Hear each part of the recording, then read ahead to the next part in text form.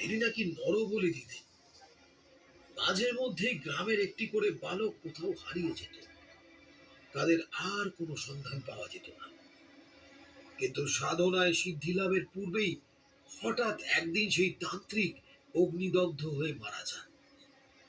পরের দিন গ্রামবাসীরা ওই শ্মশানের ভিতর থেকেই তার অগ্নিদগ্ধ মৃতদেহটি উদ্ধার করেন। কিন্তু দাহ কার্যের সময় নাকি শুরু হয় ভয়াবহ প্রাকৃতিক দুর্যোগ। মনে হচ্ছিল যেন সমগ্র বিশ্ব ব্রহ্মাণ্ড সেদিনই ধ্বংস হয়ে যাবে। যারা ওই মৃতদেহটি সৎকারের জন্য গিয়েছিল, তারা চিতার উপরে মৃতদেহটি রেখেই সেখান থেকে পলায়ন করে। দুর্যোগ কমলে গ্রামবাসীরা যখন আবার মৃতদেহটি সৎকারের জন্য আসে, তারা নাকি সে মৃতদেহটি কোথাও খুঁজে পায়নি। তারপর অতিক্রান্ত হয়েছে অনেকগুলো বছর, কখনো কোনো বিপদ ঘটেনি এখানে। অনেকেই বলে সেই তান্ত্রিক নাকি আবার ফিরে এসেছে, নিজের অসম্পূর্ণ সাধনা সম্পূর্ণ করতে। যদিও আমি তখন একথা বিশ্বাস করিনি, কিন্তু আজ তোমার মুখ থেকে যা শুনলাম, তাতে সন্দেহের আর কোনো অবকাশ থাকে না তারানাথ। রক্তাসন জেগে উঠেছে তারানাথ।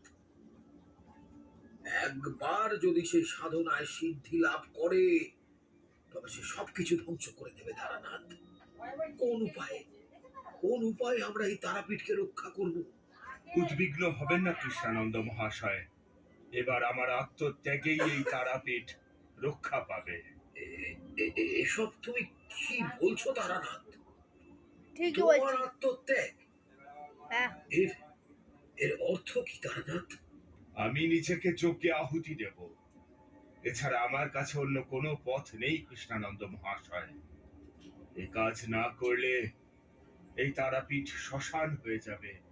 আর শুধু তারাপীঠ নয়, ওই দুরাত্মা যদি একবার সাধনায় সিদ্ধি লাভ করে, ওকে প্রতিহত করার ক্ষমতা কারোর নেই।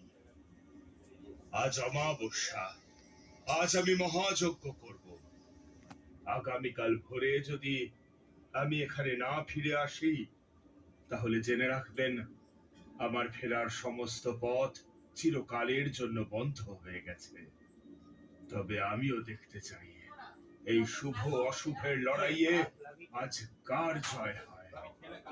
আমার এত দিনের সাধনা আজ সত্যি বিফলে যায় কিনা। দিনের আলো থাকতেই আমি মহাশ্মশানে প্রবেশ করে সেই স্থানে গিয়ে বসলাম।